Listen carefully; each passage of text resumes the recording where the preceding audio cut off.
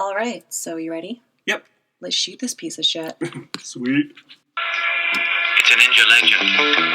When a long sword is on top of a short sword and covered with a red cloth, it means a challenge. No one can turn down the challenge. You're going to accept the challenge? You are, didn't you? Aren't you?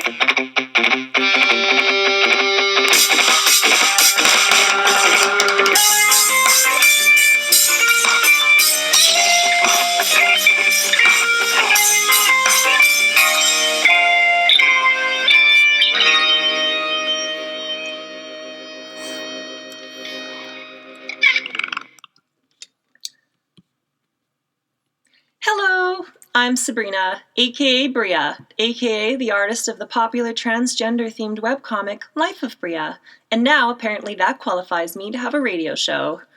This is the second episode of my show, and if you tuned in last week of the debut, you'll know that I had the indomitable and lovely Carla Lewis on as my first guest.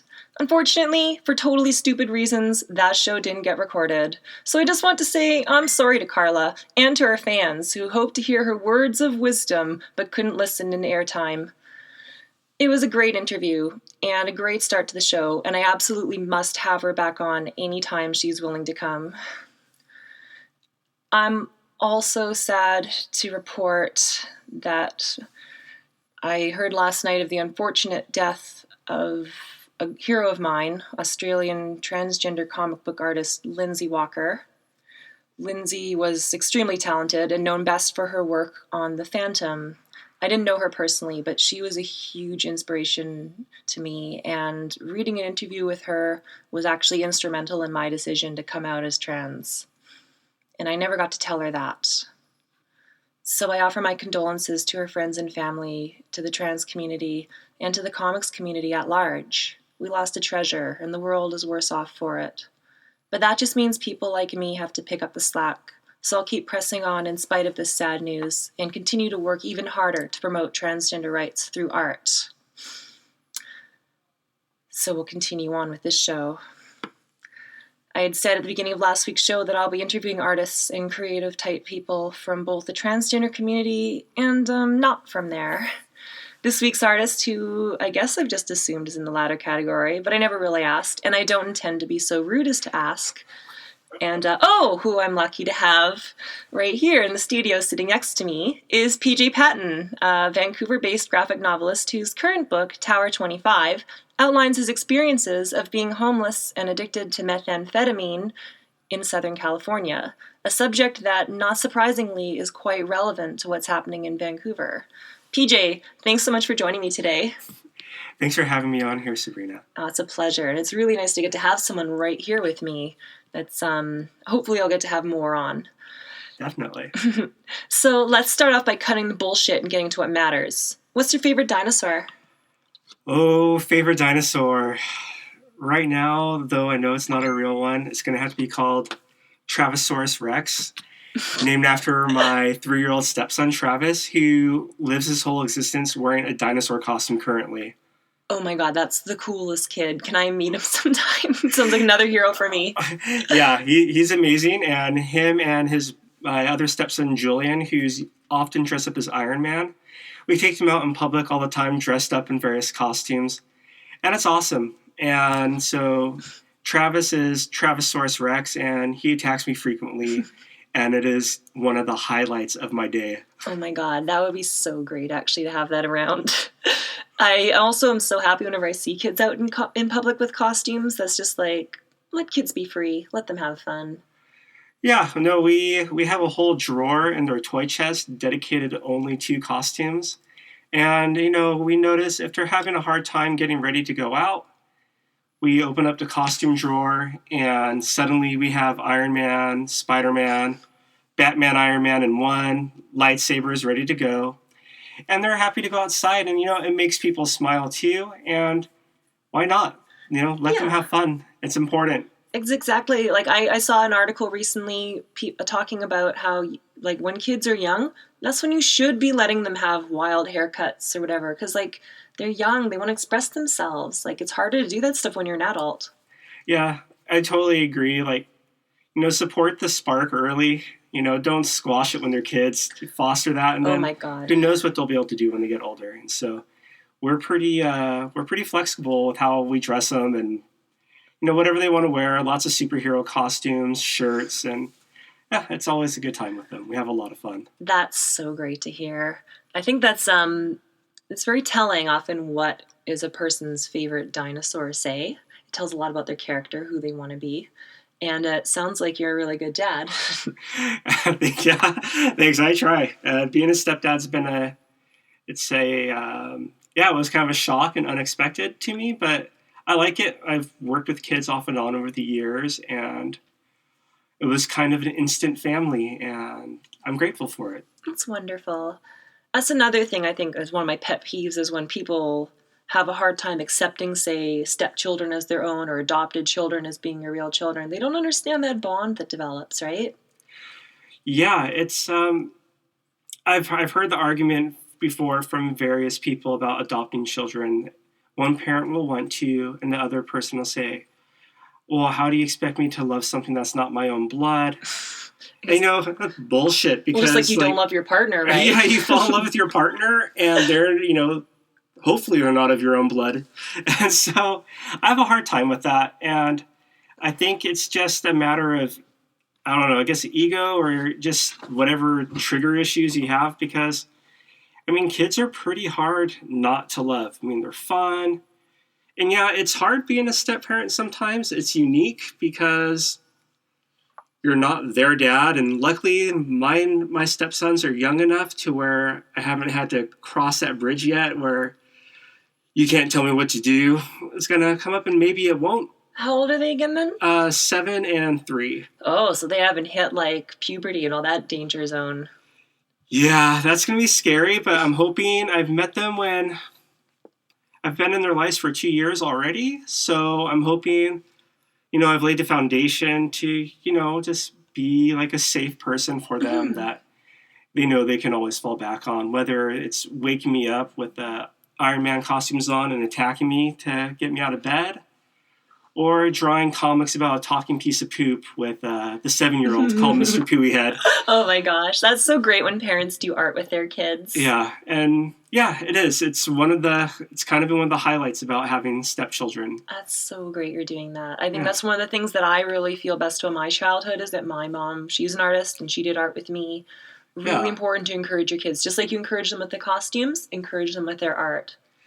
Yeah, Eden and I, my partner, try our best to do that, whether it's playing piano, writing silly songs, dancing ridiculously inside the house to YouTube videos with the kids. Just, it's really important to have that environment. And my parents are both really cool about providing us with art supplies, musical instruments, surfboards. They provided a lot of opportunities for us, so I'm grateful that I had that example laid out for me and that now I can pass it on to my stepchildren. Mm-hmm. And my parents are both super cool about having stepkids, and they want to see pictures, and they treat them like they're my own. So I'm really grateful. I think in the end, love and the emotional bond you have between people matters more than your DNA or whatever. And I wish more people understood that about a lot of topics, obviously. Oh, yeah. It's sort of, I don't know, honestly, most people who are parents shouldn't be parents. You seem to be lacking some kind of compassion or empathy, and you got your own emotional stuff to sort out, and you should not be in charge of somebody else's emotions if you're in that state. Yeah, it gets tricky. I've learned a lot about myself now in raising kids, and yeah, it's a challenge, and I just, really try to keep in mind and that when they're freaking out, it's okay. They're 3, they're 7, like that's what they're going to do. And to let them freak out and just kind of not try to, and I don't want to change them. I want them to be able to express themselves now and get it all out. Mm-hmm. They're kids. They don't need to be perfect. And, that I'll backstep on that and say, like, the way they act now is perfect. And I just want to let them have that. And yeah. That's so great. So you're talking about your parents encouraging you. Did you have an interest in art from an early age, or? Yeah, I had. I started drawing when I was probably old enough to pick up a pencil and put it to paper. My mom is a watercolor artist, and my mom's grandmother on my Japanese side was a gallery artist for art form called haiga. So basically traditional Japanese like watercolor work combined with haiku. And the haikus were written by my grandfather, who was a published haiku writer. Oh my goodness. In Japan. And then I don't know, like one of a second cousin twice removed, or a great uncle, or one of those weird family ties was a mural painter for Zen temples in Japan. Holy. So it's kind of been fostered in me to pursue art, and I'm really grateful that my dad, whenever I tried to switch majors in college, not that I finished, but when I was trying to go into science instead of art or music, he got really disappointed and would push me to go back into art, which is great considering he's actually a rocket scientist. That's so wonderful, I think, for parents to realize when their kid has an aptitude for something, not necessarily what they think they should do, but what they see their child being into doing, and to help them foster that. Yeah, I'm really grateful for the amount of just freedom my parents gave my brother and I in that department. My dad told me as my brother and I got older that we would either need to go to school, learn a trade, or we would be stuck working retail for the rest of our lives. And it was up to us how we wanted to make that work. And that is not fun. Yeah, exactly. Retail is no fun. I hadn't actually worked retail. Like, I'd worked many jobs over my lifetime, but I hadn't worked retail until the summer. And it was okay. It was a candy store. It's fun. But oh yeah, I remember seeing that. But retail, you're standing up. People were pretty nice at the candy store, but it's a very thankless job. And I can only imagine working somewhere where people are actually horrible to you, and you're just having to be tired and standing up for no money while people are awful to you. Yeah, that's what working at Starbucks was like in an affluent neighborhood in Orange County, California. I don't know what they're thinking. They're mean to you. You're serving them coffee. Well, coffee's where people get the worst. For some reason, people are the meanest when it comes to coffee. They are. And then what they don't realize is that they're probably going to end up getting decaf every time they're mean to a barista. Right?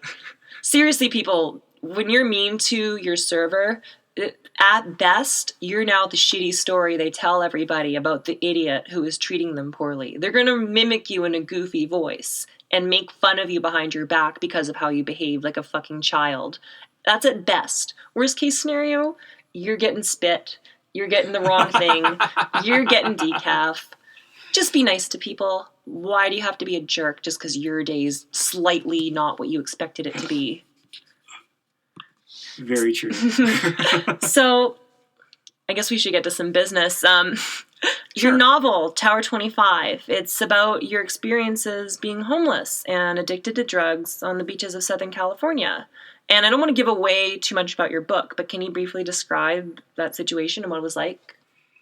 Yeah, I can definitely talk about it without giving away the book, really. Yeah, I had everything. I was living a 5-minute bike ride from the water, nice condo, girlfriend, yada, yada. And I had been battling off and on with a pretty serious meth addiction for 10 years. And I finally was unable to hold it together anymore.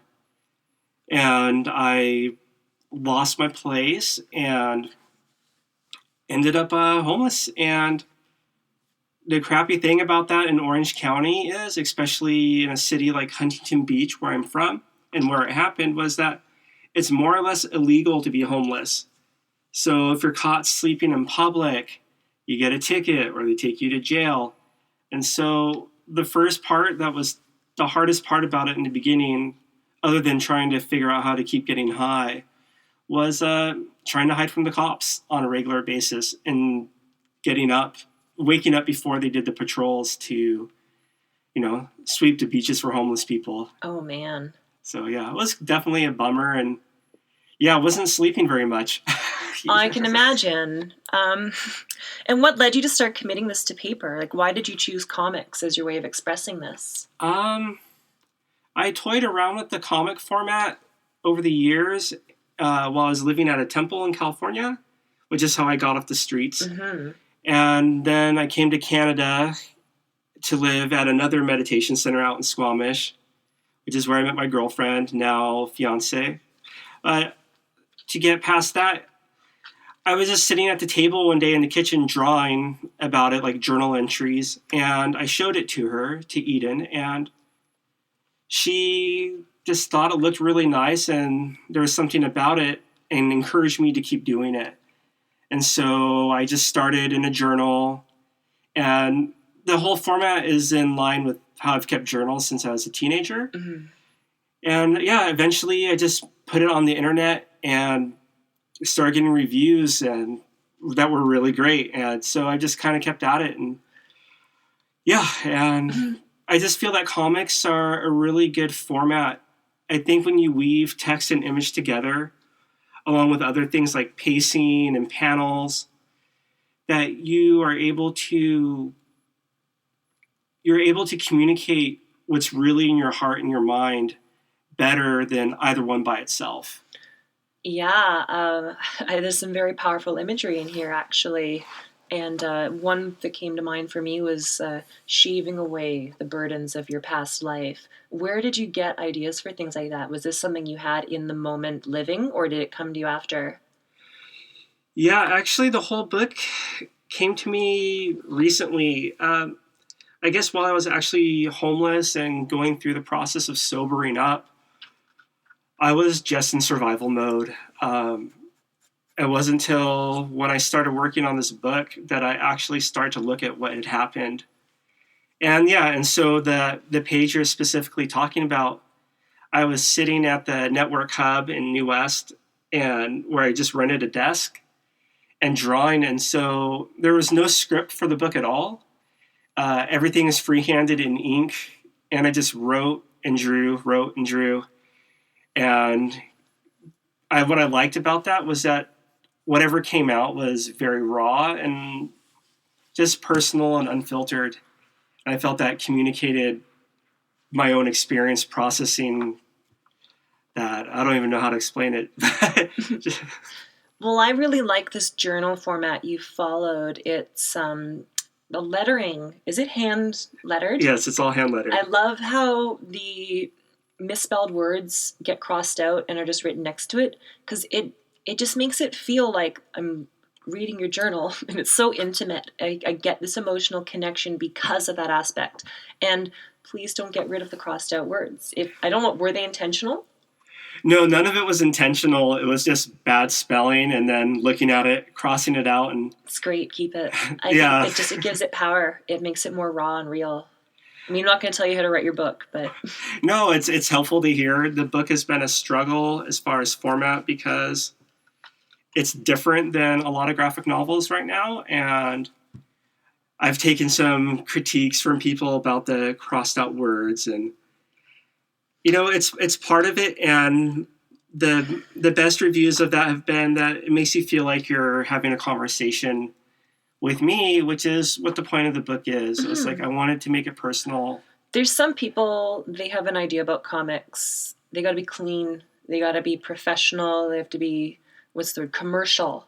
And I get it. Sometimes to make something more marketable, you have to. Things can look really great when they're all slick. But sometimes, like in the case of yours, which is so emotional, and it's this raw, gritty, serious content, I don't know if that's necessarily what you want. If yours was a really slick book, might not work as well. Yeah, and that's kind of been the struggle with the whole book process lately, is that long story short, I was signed to a label, and I'm not going to say who it was because it didn't end up working out. The publisher itself had some problems, and I requested to get my work released back to me.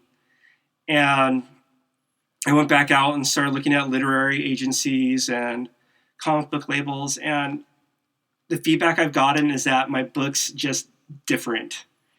And it certainly is. It is different. And it's a tough subject matter. So I've gone back to try to do some regular style pages to mix in with it. And I'm not sure how that's going to work out, if I'm going to stick with that. There's definitely some gaps in the book, and so I do want to go back and add. But George Lucas it a bit. Yeah, exactly. But I don't know what I'm going to end up doing with it. it's just kind of brewing in my mind right now. And Is the story finished? the story is finished, I would say. It's just, I think there's some gaps I think there's some places that I could fill in a little bit more. So I don't know if that means it's finished. Right now, there's a version that people can buy or read on the internet or in a digital form. And the book as it is, I think, is complete. I also think I can make it a little bit better. I mean, I read it. It's a story. It has an arc to it. It's powerful. I could see, what you're saying. You think maybe there's space for more. It certainly is open-ended because the story of your life isn't finished yet. True. Very true. But no, I mean, it's beautiful. I feel really privileged I actually got a chance to read this and talk about this because I think this book is it's a piece of art with a capital A. Oh, thank you. For people listening to this, you can't see the shit-eating grin I have on my face right now. I'm really happy to hear that. I don't get a chance to read that many comics these days because I'm very busy. But when I do read a comic, I get so happy when it's something different and fresh. And yours is like that. I've read a few different autobiographical comics. I feel like there's a lot of resonance between the work you do and what I do or have done in the past. But yours is your thing. It's your life. And it's not a whole lot like other comics I read. Cool, yeah. I kind of think, it just came out of that journal. Those journals I kept in. Just talking about it's kind of emotional. I'll bet, man. It's pretty serious and heavy, and we're laughing a lot. We're keeping this pretty light-hearted. This book is, I came close to crying. I think at least once. It's because it also honestly it resonated a lot with me. I've never been homeless, sort of, but I've been wondering actually, just given the stigma of homelessness and the stigma of drug addiction, and also your interest in Buddhism, which we'll get to a little bit more, but talking about overcoming challenge and how sometimes suffering can be a good thing. Do you feel like you're somewhat proud of having gone through this? I definitely feel recently, as I worked on the book, I feel like a sense of accomplishment looking back. Not just having survived it, but also flourishing now. Mm-hmm. I'm proud that I sobered up, and I'm proud that I did it while I was homeless. I'm not gonna lie, I overcame something that a lot of people unfortunately haven't been able to. I've had a lot of friends that didn't make it, and family for that matter too, that have died because of drugs and alcohol. And so I feel that the best thing I can do to honor those people, my friends, and their memories and my family, is to do the best that I can now. And so, that's what I try to do. And the point of making the book too, or sharing it, the original point was just a personal journey to sort my life out. But the point in sharing it is to, is just to raise awareness that these are all people. My parents are great people. I grew up in a nice area. It can happen to anybody. One thing, you start off partying, and then the next thing you know, you're fucked. And, but it can happen to anybody, but you can turn it around. And it's hard, I'm not going to lie. I sobered up after I hit bottom, and I relapsed a couple times, but those relapses lasted a day, not a year. Mm. And so it's you take 2 steps forward, maybe 1 step back, but then you kept that 1 step forward. Yeah. 1 net step gained. Yeah, there's a saying that my mom told me after I had sobered up, and it comes from a Bodhidharma or Daruma, and it's a fall 7, stand 8. I saw that in the book. Yeah, it's every time you fall down, if you can just pick yourself back up again, eventually it gets easier and it'll work out. Absolutely. That's the way to go. I really like that message of it. I honestly, like I said, I felt a really strong resonance with this, both having gone through cancer and being trans, because these are 2 things, they're very hard, as you Definitely. said with that. They're not something everybody makes it through. Yeah. And they, maybe less so in the case of cancer, but with being trans, there's a stigma attached to them that, for the most part, it's hard to escape, both for yourself and in other people's eyes. And I'm really proud of having gone through these things. They've made me better and stronger, Yeah, as you seem definitely. to, and having flourished after too. But I don't know. I mean, I'm guessing you're probably in the same boat here. You'd never wish them on somebody else. You wouldn't ever want somebody else to get cancer, or honestly, this might be controversial to say, but I wouldn't wish on anyone else to be trans, because that hurts. It's difficult, and it can give you strength, but it hurts. I can understand what you're saying. I would never wish for anybody to go through drug addiction or homelessness or in the struggles. And you can understand how you're even saying about you wouldn't wish the trans experience on somebody because, I mean, it can be hard and not everybody has resources or support to pull through things. I don't want to say easily, but yeah, like Caitlyn Jenner transitioning is a little bit easier than some kid whose parents won't accept them and kick them out on the street. Just like a celebrity having a drug addiction is a little bit easier than some kid whose parents kick them out onto the street. Yeah, exactly. But I think, for any adversity that one goes through, I think that when hardship presents itself and that if somebody is able to pull through it with compassion and love and without bitterness and is able to trying to think how to say it. It's like you go through it and instead of passing on that damage to somebody else, you knowing how it feels, you want to help others and that empathy can grow. And I think shit's going to happen to you. And if you turn it around with the right frame of mind or heart or whatever word you want to use, it can become a gift for not only for yourself, but for others too. So that's my little spiel that I always say when people talk to me about that sort of thing. It's powerful for sure. I'm very curious. I mentioned Buddhism. Yes. It seems to be a central, at least in the background of the inspiration for Tower 25. Is it a big part in your life still? Yeah, it is. My mom's Japanese, so it was always there in the background with children's stories and stuff.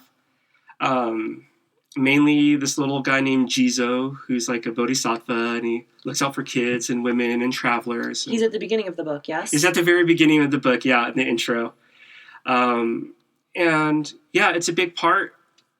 A lot of the stuff said I've read a lot of books by the Dalai Lama. Huge fan. If you ever have a chance to go see him, please do. It's mind-blowing. I've been very fortunate to see him in India also, and it was life-changing. But yeah, Buddhism, yeah, saved my ass. I'm not going to lie. I read the main game changer for me while I was homeless was I read a passage in a book by the Dalai Lama where a monk who had escaped being tortured and everything, comes and meets the Dalai Lama for the first time. And the Dalai Lama asked the monk, "You must have been afraid, you were being tortured, all these things." And the monk says to him, "The only thing I was afraid of was losing compassion for my captors." So holy shit, there you go. And I had had this horrible victim mentality my whole life about my addiction. And so, yeah, that freedom that Buddhism presented to me, here's a path laid out for you. It's up to you to do it. Really spoke to me. I wasn't asking somebody else for my salvation. Here are some tools, dude, figure it out. And I got off the streets by living at a temple where I originally signed up for 1 year and then ended up spending 10 years. Wow. At the temple. I wasn't a monk. I just want to get that out there right away. Well, that was a more common thing. People don't realize that a lot of Buddhist temples just had lay people just studying there. Usually, I'm watching Kung Fu movies all the time. Studying Kung Fu at the temple. I mean, Why else would you go to the temple, right? I was kind of sad they didn't have Kung Fu there, but I learned some other cool stuff while I was there. And yeah, and just lessons that I learned and just having all that alone time too in the middle of nowhere in Northern California. Just give me the chance to process life and to, I would be lying if I didn't say yeah, I bought it hook, line, and sinker, and I think Buddhism has a lot of great things to offer. Even if you take the Buddha out of Buddhism, there's a lot of good there, and mindfulness and meditation and just like compassion. And, I think it's good life advice, to be honest. I think I was always interested in, especially Zen, because of the martial arts background, a lot of very excellent insights into just the nature of the mind and consciousness and where suffering comes from. And I think there's a passage in your book. Sorry, kids, this is gonna be controversial, where you tried reading the Bible and it just didn't do it for you. Whereas Buddhism, I've often heard from different atheist scholars, often even, that it has actual legitimate observations about the nature of consciousness, which other religions just don't have. Yeah, definitely Buddhism, I often think, is like a science of mind. It really does. It looks at the mind and it kind of gives you like a blueprint to untangle it and to, I guess, be happy. And it's just, if I think back to my teacher at the temple, I'm grateful for everything he did for me, and that he was willing to create this beautiful place for a bunch of messed up 20-somethings to come volunteer and build like beautiful things. And I'm grateful for all the meditation teachings he gave me and just the care and compassion he showed to me and all the other people that were living there over the years. That's my heart. I get teary-eyed. I choke up right now thinking about it. I thought we were about to both start crying a little while ago. Yeah, definitely. Talking before. It's heavy. I think the compassion issue is also, this goes back to what we were talking about at first, when people don't have compassion for their children or empathy. This is talking about drug addicts, trans people, anyone different than you are going through something. It's so easy to blame them or to think it's their fault or to just not care about other people. Yeah. But then this can be especially hard, going to the monk, caring about the people that are awful to you. Yeah. It's really hard. The people who hate trans people especially, they really hate trans people. And it can be difficult to see them as human beings, given how they treat us. I've been trying. It's easy to think of them as non-persons because they act like animals, but there's something going on with any person. Anyone who's giving you shit, they've got their own shit that they can't deal with, and that's why they're dumping it on you. Yeah, they're projecting like their own issues and God, who knows what, their own resolved things, or maybe their own feelings about like, maybe they secretly or not so secretly feel whether they have like hetero or homosexual tendencies or trans tendencies, and sometimes I think it's jealousy, and that's why they act out. It's like they see someone's like who's got the guts to live out, what they really feel. And be happy, say, and you're not happy for whatever reason. Yeah. So you are not happy. And exactly. So you'll take your unhappiness out on someone else. It's a common thing. Yeah, it definitely is. And it makes me sad when I see any of that type of stuff happening directed at any group. And we see within artists, a lot of artists will get jealous of another artist's success. It's just really important to realize that another person being successful doesn't make you less successful.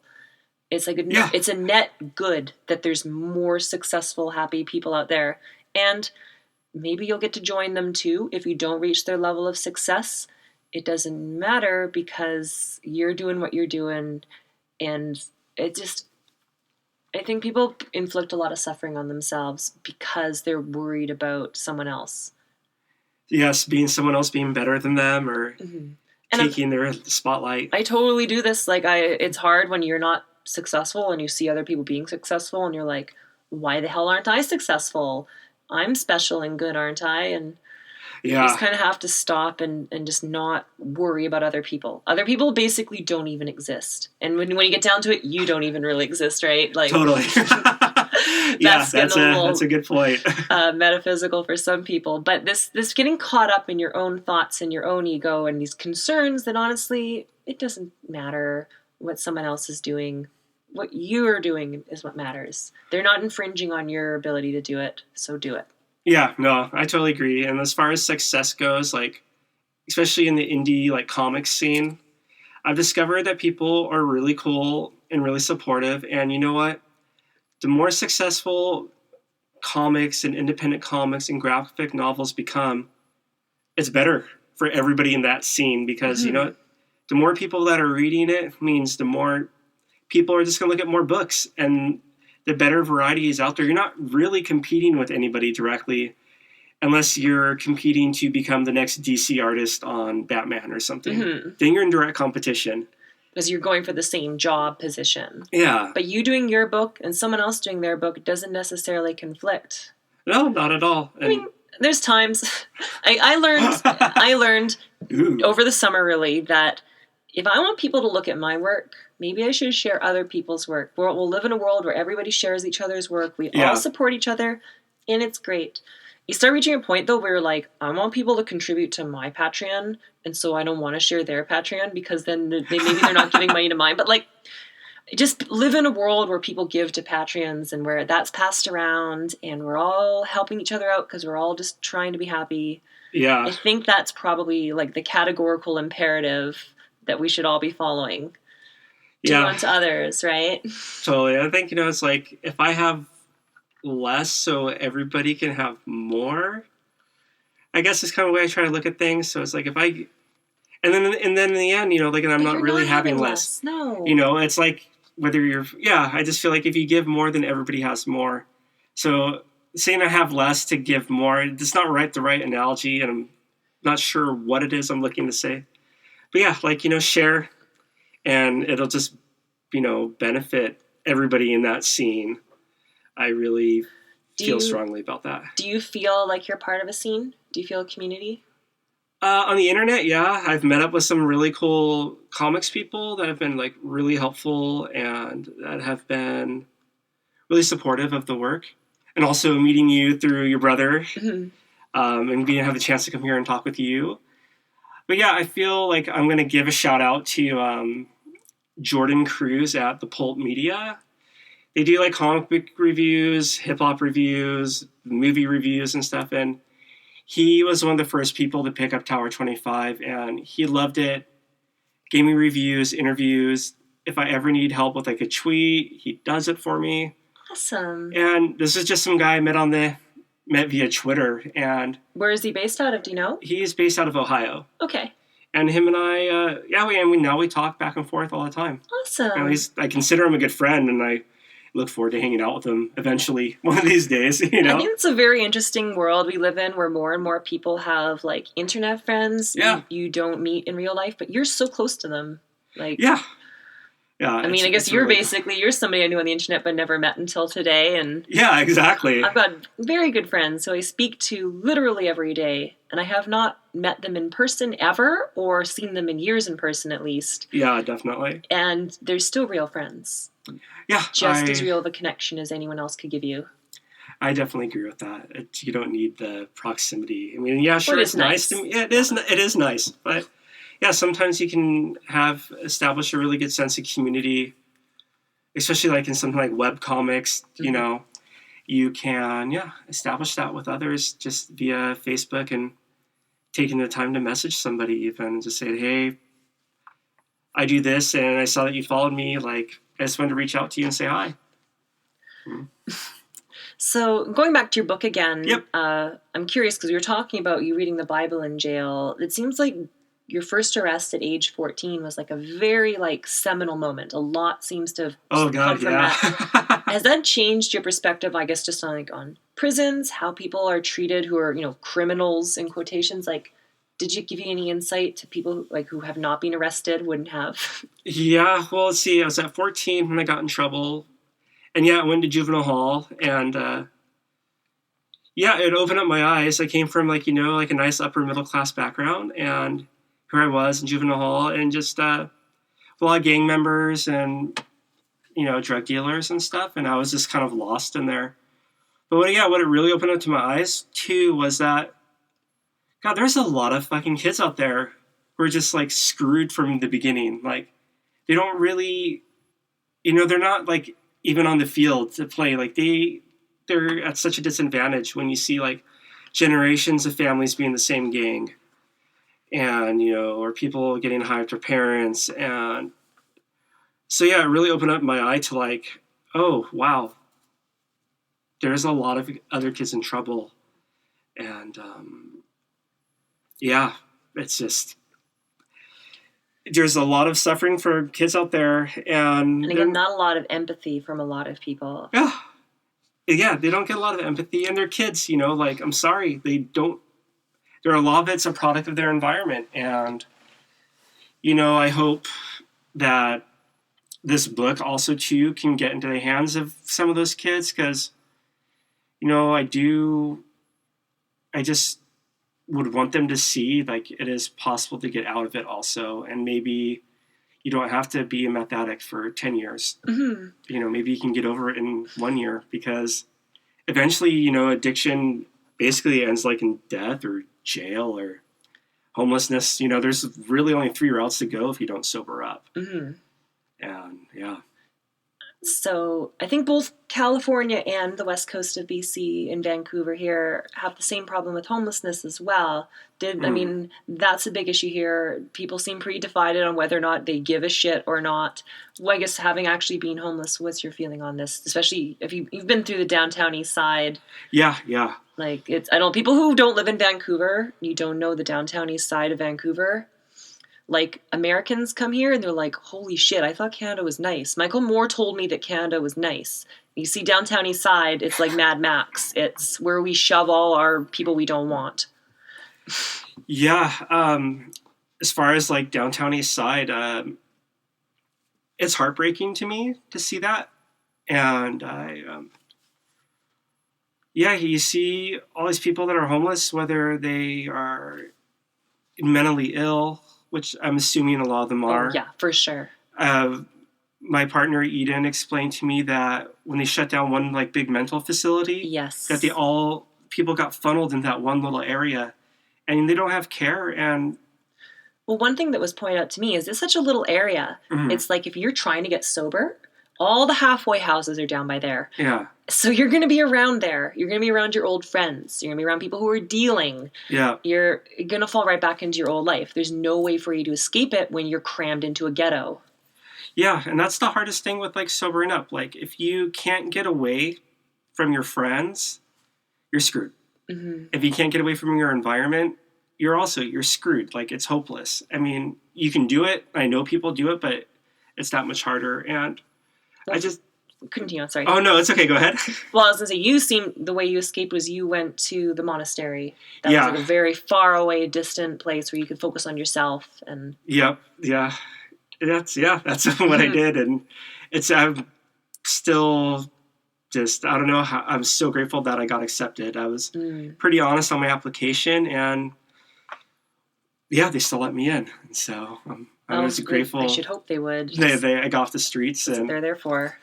Yeah, it was a lot of work, and then going back to that disadvantage, you're talking about the kids who just had it from day one.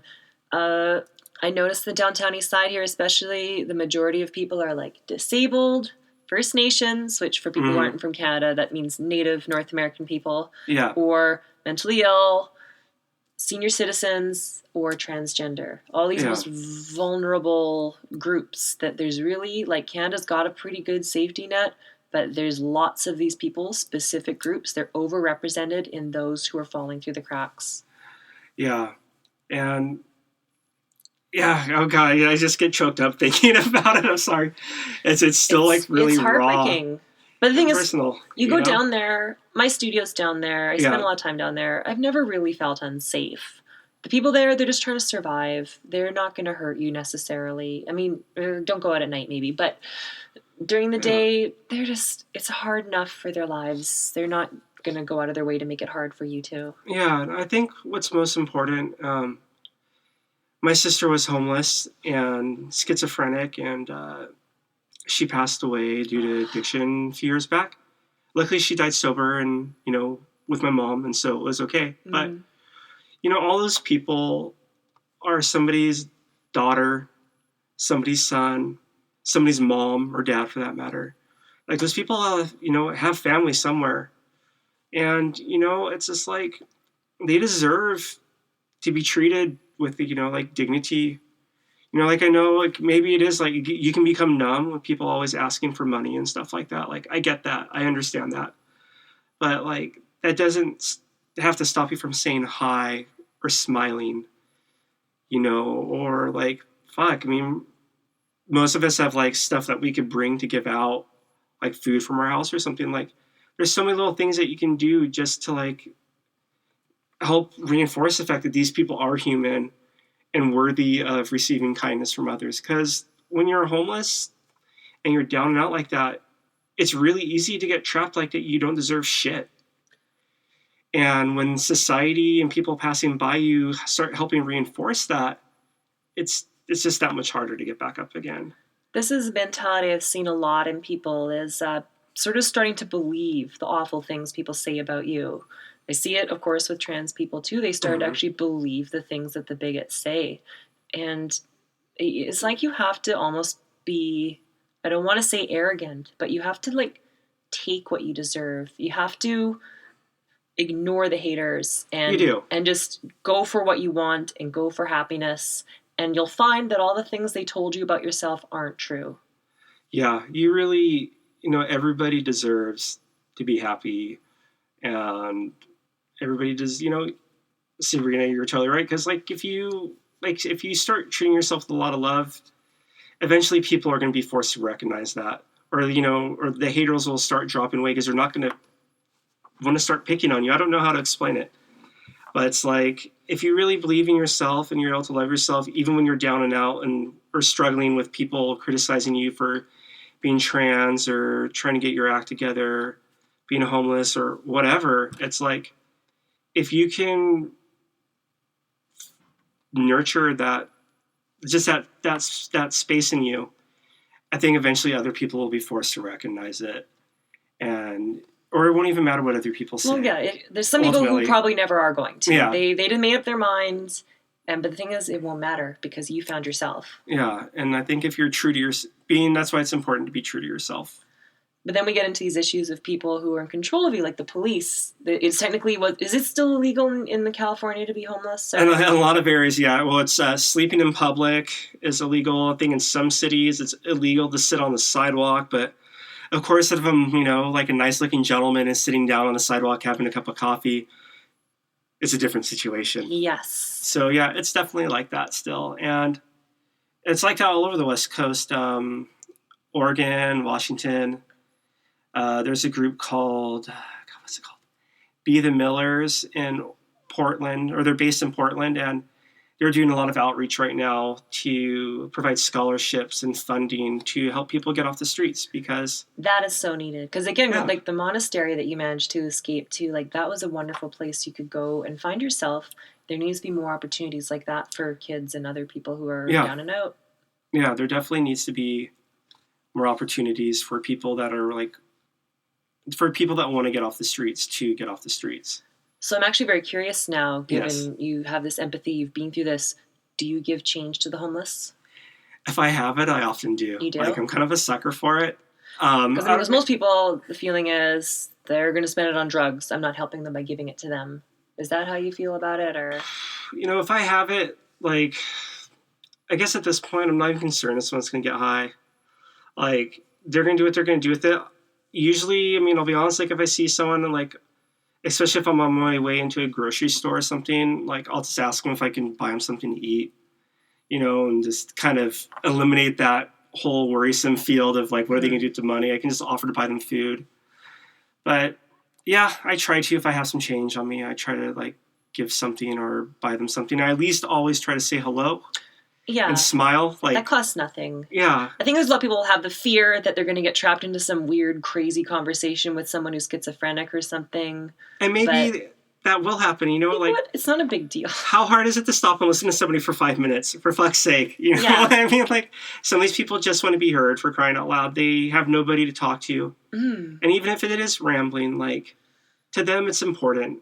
And to listen to it, I think is something really beautiful. Well, it's going back to the people who are rude about coffee and stuff. Like, Yeah. what your day wasn't 100% perfect, so now you're going to be mean to somebody else. Like, you were slightly inconvenienced because someone was talking to you. Like, Yeah. what's the problem? It's almost like the reward, the payoff to the person of talking to you could be worth more than the inconvenience to you of having to talk to them. Yeah, no, definitely. Although you could learn something, maybe.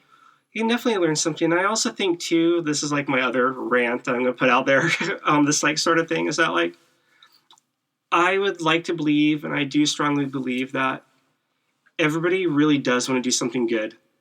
And that when you do see somebody suffering, you do want to help. That people generally deep down inside want to help others. But there's like this weird fear of rejection that comes up inside. Like, should I go help this person? What if they get angry at me for helping? What, whatever. And, get over that. Be strong. Like, be fearless in your compassion and your love for others. And even if they do reject you, whatever, you still succeeded just by trying. And it gets easier every time. So part of what keeps me optimistic is that I really believe that everybody wants to do good, is that they're just afraid for whatever reason. And a lot of it feels completely irrational, right? Like, people are afraid they're going to get stabbed or something. Like, come on. Yeah, really. Or it's like, they're afraid they're going to get stabbed. Or it's like, even if you see like an elderly person struggling, like, for fuck's sake, people help them carry their grocery bags. Like, what I mean? Nothing bad's going to happen in that situation. So even like, work your way up. Like, start doing like situations that look easy and that you feel safe. Great. And like, build up your confidence. And I'm curious now, though, it's easy for us to say this in pretty much gun-free, friendly, polite Canada, but you lived in the States. Would you feel the same way in the States? Do you think it's more dangerous in the States? I guess it depends where you live. I mean, I don't know. I lived in a pretty nice area, and I also lived in Berkeley, which is, close to Oakland, and be in Oakland. And I don't know. I've never had any problems with that.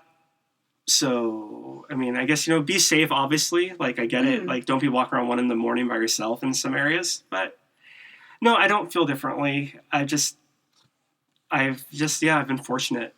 And, my sister, who was she was 5 foot tall, little petite thing, every year would go distribute, like in the worst neighborhoods, like in Orange County, by all the methadone clinics where all the homeless people were. She would go around with like little care packages and distribute them every Christmas and Thanksgiving by herself. And nothing bad ever happened to her. These people are monsters. They're people. Yeah. And so like, and maybe some people like rejected her at first, but you know what? She was never hurt. Mm-hmm.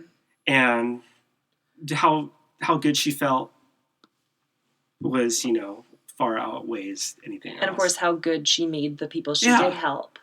Yeah. So it's just like, there's few excuses not to do it, I guess. I'm curious, do you have any specific advice for somebody who is homeless then? Oh, fuck. I wish I had an answer for that. There's I don't know about like different organizations. I didn't go to Salvation Army. I didn't do any of those things. I know there's organizations that will help. I don't know of anything here in Vancouver or this area, to be honest. I mean, they're almost like mental health, the lessons you learn to take care of yourself emotionally, or just like we're talking about, don't believe the hype. Yeah. Like what? Oh yeah. What would you tell somebody to make them feel okay? If you're homeless and let's say you don't have mental illness, or if you do, like you're fortunate enough that it's being treated. So let's take let's take those factors out. Let's say like, you're able to function mentally and physically. And the best piece of advice I think I can give, or at least for my own experience, is that like, you're fucking worth it. Like, like you can do it. And I know it's hard and there's like, everything is out against you seemingly, but it's so easy to get trapped in that victim mentality that like everybody's doing it to you. And it's true to an extent too. Like I understand that, but like, if you take away that victim mentality and you start like thinking like, I can do this, those other people aren't even there anymore, like, it will be easier, I think. And once you, like, fuck the haters, basically, and, just Seriously. go for it. Yeah, seriously, screw the haters, and just do what you can. And, like, it's hard, but, whether you have to give yourself fucking daily affirmations in the mirror, like, I don't know. Like, I meditated, and I read things, and I just did things little things. I started drawing again. I just did things that helped me feel better about myself, and be good eventually, to yourself. Be good to yourself, and, like, I guess that's the main thing. Be good to yourself. That's how I feel, even just us, normal people. Yeah. And of course, going through the trans thing too, like, it's hard and painful. Be nice to yourself during that process. Yeah. Treat yourself well. Yeah, no matter what, like, everybody's suffering, and there's a common thread there that connects us that way, and it's like, I guess I'll quote Bill and Ted's, Sure, why not? Be excellent to oneself and to others, I think, as they say that in there, and that pretty much sums it up. Wise words. So I'm curious, just in terms of, like, the other art that you do outside of Tower 25, I noticed, like, your avatar for your social media stuff, it's this, like, crow guy. Who's that? Oh yeah, the crowhead guy. It was just a dip pen drawing I did one day.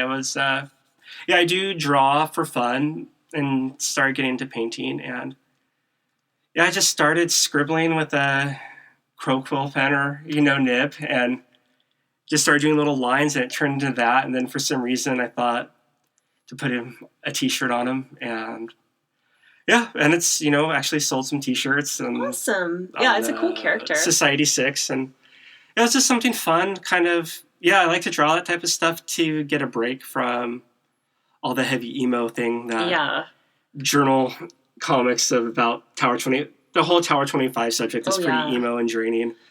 Do you imagine you'll do another story after? Do you have other stories in you, other characters? I do. Unfortunately, they're all pretty heavy. I started working on another project that was going to be about my sister, who passed away from alcoholism, a liver failure, and she was schizophrenic, and her and I were very close, and she's been through the whole 9 yards of that experience, and I wanted to do a graphic novel about her and her experience of that, and the text for the whole book will be based on conversations her and I had over the years. Oh man, about all those things. That could be very beautiful, I think, though. Like, it could be heavy. I'm sure there's wonderful little moments in there too, aside from the sadness. Yeah, and that's the goal. I don't want it to be a sad fest. Yeah. I want it to highlight, like, I want to do it once again to raise awareness that, like, these are, like, beautiful people. Like, sure, she was homeless and drug addict and stuff and schizophrenic, but she was also a genius. She skipped 2 grades in school. She was a classical piano prodigy. She worked with children before she fell off the deep end. And she did outreach work in her free time after she sobered up. Mm-hmm. So there's this beauty there. And, like I said before, all these people out there are somebody's family. Yeah. And I guess I really want to hammer that point home with this next project. Awesome. Yeah. So Tower 25, though, it's still kind of in process. How can people get to it? What's in the future for it? Where should we find it? Where should we look for it? You can look for it in a couple places. You can get the current version on at gumroad.com. Mm-hmm. If you just type Tower 25 into the search engine on Gumroad, it'll pop up. And it's $10. That's a digital version? A digital version, yeah. And it's like 120 pages. And what's cool about Gumroad is that it'll give me your email address if you buy it, and I will keep a track of that email address. And so when I do the revised version of Tower 25, I'll make sure you get a digital copy of that too. So, like, it'll be 2 books for one. And if you want to read it for free, which I encourage you to do also, it's on it's currently hosted at Webtoons, webtoons.com. And once again, if you type in Tower 25 in the drama section, I think it'll come up. Drama.